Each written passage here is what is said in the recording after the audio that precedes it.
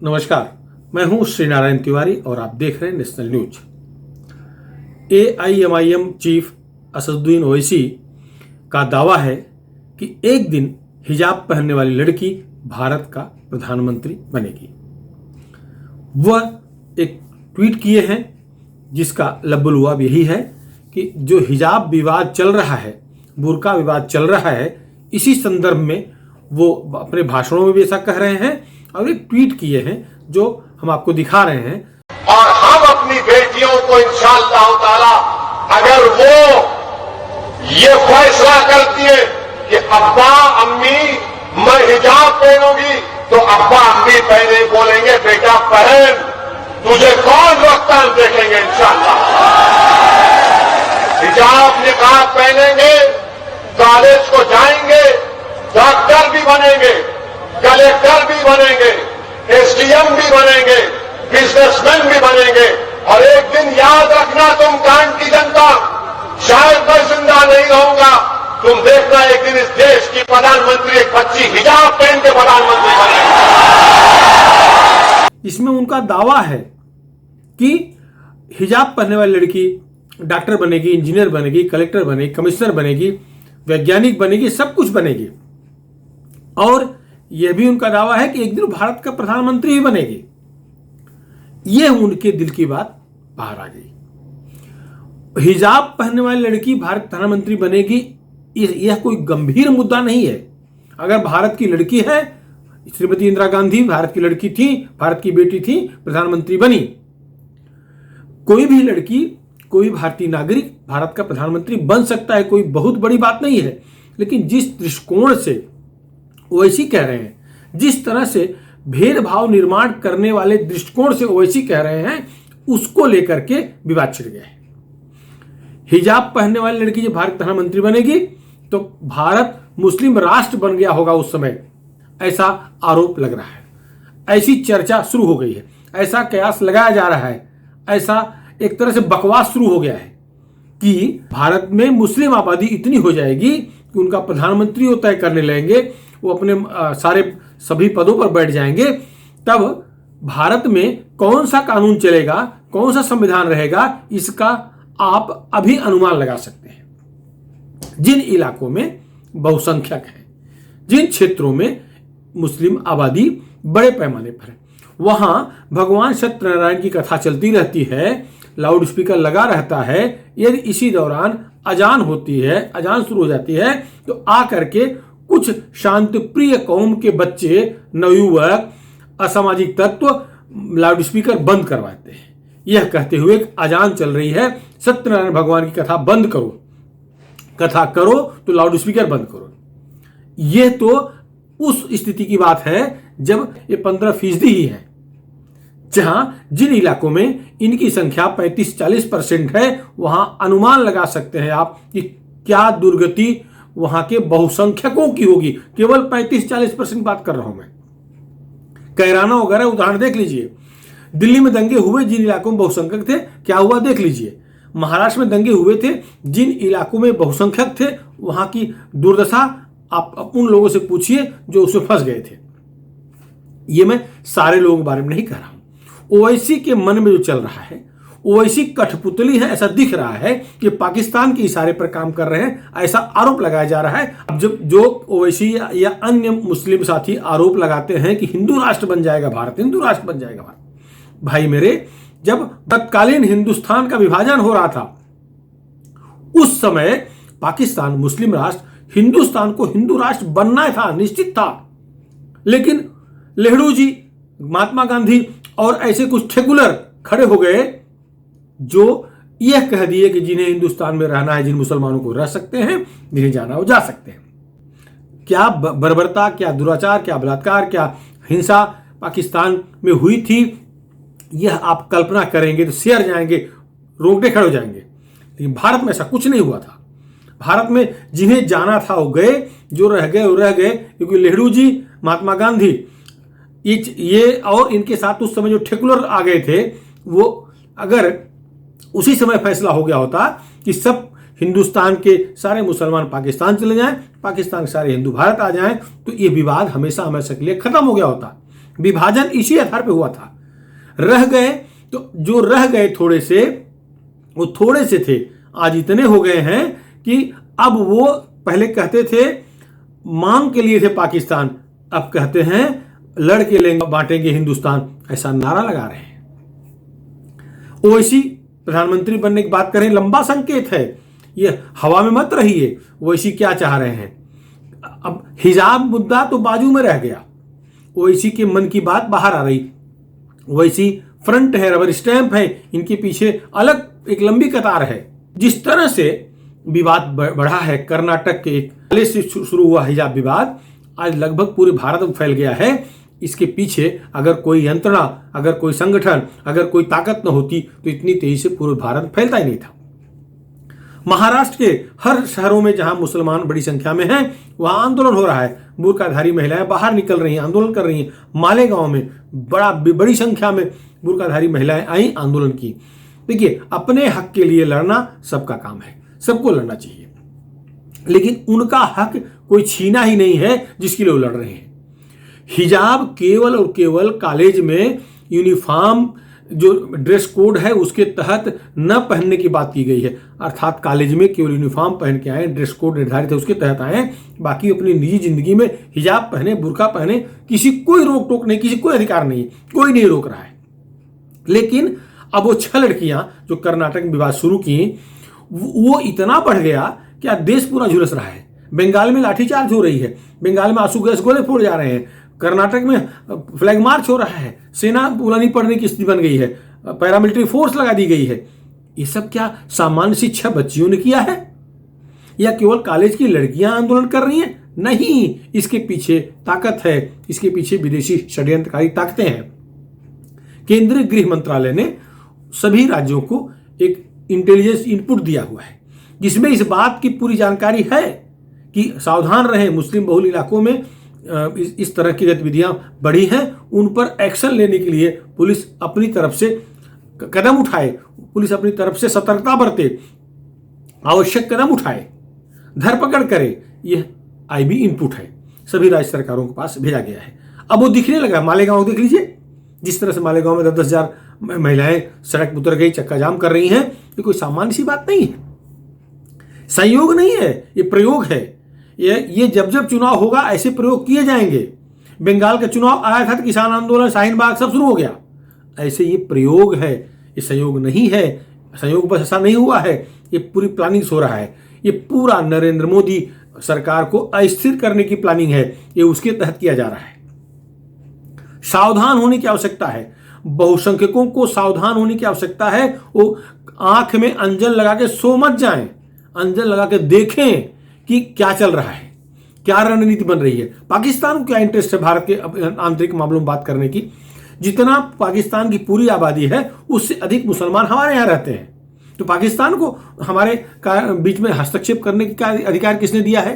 उसे क्या, वो अपना पेट तो पाल ही नहीं पा रहा, भूखमरी का शिकार बना हुआ, खाने के लिए मर रहा है, उसे कोई कर्ज देने को तैयार नहीं है, विदेशी कोई कर्ज नहीं देने को तैयार है, वो भारत में हस्तक्षेप करेगा? अपना तो चल ही नहीं पा रहा है, उसके हाथ से बलूच वगैरह निकल रहे हैं, बलूचिस्तान वगैरह जा रहा है और आकर के भारत में हस्तक्षेप कर रहा है। वो यह सिखाएगा कि हमारे कॉलेज में बच्चियां क्या पहने क्या ना पहने। अब एक आश्चर्य की बात और है, केवल ओवैसी ही मुसलमान है? केरल की गवर्नर आरिफ मोहम्मद खान मुसलमान नहीं है। आरिफ मोहम्मद खान का कहना है कि हिजाब उन 5 तत्वों में से, सिद्धांतों में से नहीं है जो कुरान में लिखा हुआ है, उनमें हिजाब नहीं है। और ये सच है, उनका कहना है हिजाब पहना देंगे लड़कियों का तो उनका विकास रुक जाएगा। सोचिए जरा, हिजाब पहन के क्या पुलिस में भर्ती हो पाएंगी लड़कियां? अगर पुलिस में भर्ती हो गई हैं तो हिजाब पहन के रहेंगी, वो जो पुलिस काम है वो कर पाएंगी, सेना में भर्ती हो पाएंगी, काम कर पाएंगी, पायलट बनेगी तो हिजाब लगा के पायलट प्लेन चलाएंगी, डॉक्टर बनेगी तो हिजाब लगा पेशेंट देखेंगी, या पेशेंट को विश्वास होगा हिजाब के अंदर कौन सी महिला है, डॉक्टर है कि कंपाउंडर है कि नर्स है कि कोई और पुरुष है। क्या बुर्का में जो महिला है वो डॉक्टर बनने के बाद अगर वो पेशेंट देखने आएगी, बुर्के में रहेगी, केवल आंख पर जाली लगी रहेगी, उससे देखेगी, तो क्या वो न्याय कर पाएगी पेशेंट के साथ? ठीक है, हिंदुओं की बात छोड़ दीजिए, जो मुस्लिम मोहल्ले की इलाके में डॉक्टरी पेशा करेंगी, जो मुस्लिम डॉक्टर महिलाएं होंगी, तो क्या वो न्याय कर पाएंगी? क्या रोगी जाएंगे उनके पास? डॉक्टर और पेशेंट के बीच में तो एक तरह से पेरेंट का रिश्ता होता है। डॉक्टर हर पेशेंट का पेरेंट होता है, गार्जियन होता है, इतना इतना केयर करता है, खुल के बात करता है। हिजाब के बीच में या बुर्के के बीच में आ जाने से क्या बात हो पाएगी? नहीं हो सकती। तो क्या वाकई में हिजाब बुर्के के बहाने ये जो ठेकेदार बने हुए हैं या मुस्लिम बच्चियों का भला कर रहे हैं कि उनको गर्त में डाल रहे हैं? मतलब उनको नौकरी से वंचित ही कर रहे हैं। फिर मदरसा छाप पढ़ाई कराएं, फिर उन कॉलेजों में क्यों भेजे जो गवर्नमेंट कॉलेज हैं? मगर आपको अपनी ही बात करनी है। भारत का जो भी संविधान है उसके तहत ही भारत देश चलेगा, शरीयत के तहत नहीं चल सकता। जिन देशों में शरीयत के तहत देश चलते हैं वहां जाके उनको रहना चले जाएं। जिन्हें पसंद नहीं है भारत में रहना वो चले जाएं। कौन रोका है? आजादी के समय नहीं गए थे, आप चले जाएं, शौकिया चले जाएं, कोई नहीं रोक रहा है। भारत में रहना है तो संविधान के तहत रहना पड़ेगा। ये कोई भारत किसी एक के बाप का नहीं है। लेकिन विभाजन के समय जब दूसरा देश दे दिया गया था तो जो यहां बचे बहुसंख्यक हैं उनके बाप का भारत तो है ही है। भारत उनके बाप का है क्योंकि दूसरे के बाप को पाकिस्तान दे दिया गया था, बांग्लादेश पाकिस्तान के साथ दे दिया गया था। अब जो यहां बहुसंख्यक हैं, हिंदू हैं, उनके बाप का ही भारत है। हिंदुस्तान उनके बाप का ही है। ठीक है, जो उस समय राजनीति हुई, षड्यंत्र हुआ, जिसका फल आज सचमुच देश भुगत रहा है। अब सुधार क्या किया जाए, इस पर सोचना होगा कि जो लोग भारत में रह रहे हैं, मुसलमान हैं, हिंदू हैं, वो अपनत्व के साथ रहें, प्रेम से रहें। ऐसा माहौल बनाने की आवश्यकता है, न कि ओवैसी जैसी जहर घोलने की आवश्यकता है। इन्हीं के भाई कहा था ना कि 15 मिनट के लिए पुलिस हटा लो, हमारे लोग क्या करेंगे देख लेंगे। मतलब 85% को खत्म कर देंगे इनके लोग, 15 मिनट खाली पुलिस हटा लो। तो क्या 85% लोग चूड़ी पहने हैं? सबके सब चूड़ी पहन लिए हैं। सब पुलिस में कोई नहीं है 85% वाले, सेना में कोई नहीं है 85% वाले, हर जगह सब हैं। एक चीज और समझने वाली बात है कि यह षड्यंत्र देश को गर्त में डालने किया जा रहा है कि चुनाव जीतने किया जा रहा है, इस पर भी ध्यान देने की आवश्यकता है। चुनाव के समय ही मुद्दे क्यों आते हैं? अब एक बड़े आश्चर्य की बात है, कर्नाटक के कांग्रेस के एमएलए हैं, वो कहते हैं जो बच्चियां हिजाब नहीं पहनती रेप हो जाता है। बताइए। अब मैं धार्मिक दृष्टिकोण से बात करने की इच्छा नहीं मेरी हो रही है। जो रेप हो रहा है मुस्लिम बच्चियों से, हिंदू बच्चियों से, क्या वो सब रेप हिजाब न पहनने के कारण हो रहा है? कैसे कैसे बयान देते हैं यार, समझ में नहीं आता। अरे रेप विकृति है, पागलपन है, पुरुषों का राक्षसीपन है। ये कभी भी किसी के यहाँ किसी के मन में उत्पन्न हो सकता है। यह हिजाब, बुर्का, साड़ी, घूंघट, इससे कोई लेना देना नहीं है। जो 4-4, 5-5 साल की बच्चियों से राक्षसीपना हुआ है, वहां कहां से बुर्का हिजाब था? और कहते हैं कि जब लड़कियां सयानी होती हैं, युवावस्था, किशोरावस्था को प्राप्त होती हैं, तो हिजाब, वो अपना सौंदर्य किसी और को न दिखाएं, इसलिए उन्हें हिजाब पहनना आवश्यक है। इनका वो तर्क आंशिक रूप से मान लिया जाए तो एक चीज हम मुंबई, गुजरात के बारे में पूछेंगे। मुंबई में जब गरबा होता है नवरात्रि के समय पर, लड़कियां डांस करती हैं, जिस भी तरह के वेशभूषा कपड़े में डांस करती हैं, उनमें मुस्लिम लड़के क्यों आते हैं? वो क्यों आते हैं देखने के लिए वो गरबा? अपनी बहन, अपनी बेटी, अपनी प्रेमिका, अपनी पत्नी, अपनी मां, उनको लेके आना चाहिए ना। अकेले क्यों आते हैं? उन्हें घूरने का अधिकार किसने दिया है? उन्हें यह अधिकार किसने दिया है नवरात्रि में जाकर के गरबा के समय वो आकर के डांडिया खेलें? अगर कोई संस्था उन्हें निकालता है तो भाई और चारा दोनों खतरे में पड़ जाता है। वो भाई और बाकी सब चारा, उन्हें चर जाए, खतरे में आ जाता है। गंगा जमुनी तहजीब खतरे में आती है। कैसे? अकेले आए हो, अपनी प्रेमिका, अपनी पत्नी, अपनी बहन, अपनी मां, सबको लेके आओ, सब साथ में खेलो। भाईचारा तब बनेगा ना कि चारा ढूंढने आए हो।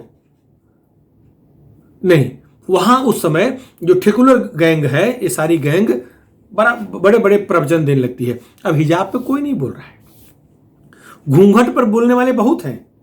अब 3 इंच कपड़े में डांस करती हैं, अब बढ़ बढ़ के बोलती थी, अब उनके किसी के मुंह से आवाज नहीं निकल रही है, उनके मुंह से बेकार नहीं फूट रहा है। अब वो शांत बैठी हैं। हिजाब पर, बुर्का पर, क्या हिजाब बुर्का प्रथा है? क्या हिजाब बुर्का उससे भिन्न है? जिसे घूंघट कहते थे, घूंघट को बुरी प्रथा कहते थे, कुप्रथा कहते थे। और हिजाब और बुर्के को क्या कहोगे? प्रथा, परंपरा, ठीक है, मान लेते हैं। तो घूंघट की बुराई करने वाले कौन होते हैं? जो 3 इंच कपड़े वाली लड़कियां, महिलाएं, आर्टिस्ट, कलाकार, हीरोइन बुराई करती हैं घूंघट की, तो इस पर उनका मौन क्यों है? और केवल हिजाब का विरोध केवल और केवल कॉलेजों के लिए है, स्कूलों के लिए है। जो सरकार चाहती है, जो संस्था चाहती है, जो सब चाहते हैं, कॉलेज का माहौल कॉलेज जैसा हो, यूनिफॉर्म सबका समान हो, वहां यह कोई भेदभाव न कर सके कि अमुक बच्चा, अमुक लड़की मुस्लिम है, अमुक क्रिश्चियन है, अमुक हिंदू है, सब समान दिखने चाहिए। तो ये, अरे आज भी कॉन्वेंट स्कूलों में हिंदू लड़की हो चाहे कोई हो, टिकली लगा नहीं जा सकती। ये गवर्नमेंट कॉलेज है, यहाँ प्रवचन दे लिए, 6 लड़कियां विद्वान बन गई, 6 लड़कियां आंदोलनकारी बन गई, भविष्य की नेता बन गई। लेकिन यही मुस्लिम बच्चियां जब कॉन्वेंट स्कूल में पढ़ती होंगी तो ये कुछ ऐसा नहीं कर सकती, तुरंत नाम काट के निकाल दिया जाता है। तब कोई नहीं आता, कोई आंदोलन नहीं होता। खैर, कर्नाटक शुरू हुआ विवाद पूरे देश में फैल चुका है। इसके पीछे विदेशी हाथ है, आतंकवादी गतिविधियां हो रही हैं, आतंकियों का पूरा प्रश्रय है। यह भारत सरकार ने इस तरह की जानकारी राज्य सरकारों को दे दिया गया है। मालेगांव में बड़े पैमाने पर जो बुर्काधारी महिलाएं इकट्ठा हुई हैं, उसको लेकर के राज्य सरकार चिंतित है। एक नाम के लिए FIR कर दिया है। वैसे फिलहाल महाराष्ट्र का माहौल, राजनीतिक माहौल मुसलमानों के लिए पोषक है। वहाँ उन्हें कोई चिंता की बात नहीं है। वो चाहे तो जिस जगह चाहे वो आंदोलन कर सकते हैं, कुछ भी कर सकते हैं, क्योंकि जब भी कांग्रेस और राष्ट्रवादी कांग्रेस पार्टी की सरकार रही है, मुसलमानों को पोषक वातावरण मिलता रहा है, कभी उन्हें कोई तकलीफ नहीं हुई। खासतौर से महाराष्ट्र की बात कर रहा हूँ। और इस समय भले ही शिवसेना की सरकार है, शिवसेना के मुख्यमंत्री उद्धव ठाकरे जी मुख्यमंत्री के रूप में काम कर रहे हों, लेकिन चल तो केवल राष्ट्रवादी की रही है। और राष्ट्रवादी के बारे में कुछ कहें ये उचित नहीं है। आप जानते हैं, राष्ट्रवादी विशुद्ध रूप से मुसलमानों की पोषक, मुसलमानों के पक्ष में खड़ी रहने वाली पार्टी है। और ऐसा करने में उन्हें किसी तरह कोई माख मलाल भी नहीं है। वो इस बात को बड़े गर्व से कहते हैं कि हम मुसलमानों के लिए कुछ भी करेंगे, मतलब उनके कल्याण के लिए। ठीक है, अच्छी बात है। इस समय देखिए बड़े पैमाने पर मस्जिद बन रहे हैं, बड़े पैमाने पर दरगाह जहाँ भी है उनके काम तेज चल रहे हैं। आप महाराष्ट्र किसी भी इलाके में चले जाइए, जहाँ 2 घर भी मुसलमान नहीं होंगे, वहाँ भी आलीशान मस्जिदें बन रही हैं। और ये बहुत पोषक माहौल है। उद्धव जी ठाकरे राम भक्त हैं और वो मुसलमान भी उनको बहुत मानते हैं, तो सबके लिए पोषक वातावरण दे रहे हैं। क्या ये अच्छी बात है। लेकिन हिजाब पर, बुर्के पर आंदोलन चल रहा है, इस पर सबको सोचना पड़ेगा, क्या वाकई में हिजाब को कॉलेजों में इजाज़त दी जानी चाहिए? अगर इजाज़त देंगे तो ये लड़की मुस्लिम है, ये लड़की नॉन मुस्लिम है, उल्टा उनको अलग निगाह से लोग देखेंगे। ये अच्छी बात नहीं होगी, ये बुरी बात होगी। बच्चियां एक समान दिखनी चाहिए। हिजाब पहन के कॉलेज की गेट से बाहर निकल जाए, हिजाब पहन के जाएं, इसमें कोई रोकने टोकने वाला नहीं है। प्रशासन से कोई लेना देना नहीं है। किसी उनकी निजी जिंदगी जैसे जीना वैसा जिए, लेकिन कॉलेज में माहौल कॉलेज सा होना चाहिए। लेकिन ये कुल मिलाकर ऐसा लग रहा है कि केवल यूपी का चुनाव, सबसे बड़ा राज्य यूपी, वहाँ चुनाव को देखते हुए पोलराइजेशन का चक्कर चलाया जा रहा है, जिसका भले ही परिणाम कुछ हो लेकिन भाजपा के लिए घातक नहीं होगा, ऐसा संकेत पूरा दिख रहा है। जितना ही पोलराइजेशन ओवैसी करेंगे उतना ही योगी आगे बढ़ेंगे। फिलहाल इस मुद्दे पर इतना ही। आपको हमारा वीडियो पसंद आया हो आप इसे शेयर करें, अपने मित्रों को दें, और आपकी जो भी राय हो, अगर आपको उचित लगे तो हमारे चैनल कमेंट बॉक्स में लिखें। और हाँ, यदि अभी तक आप हमारे चैनल नेशनल न्यूज़ चैनल को सब्सक्राइब न किए हों, सब्सक्राइब जरूर कर लें, जिससे कि जो भी वीडियो हम बनाए पोस्ट करें आपको तत्काल मिल जाए। धन्यवाद।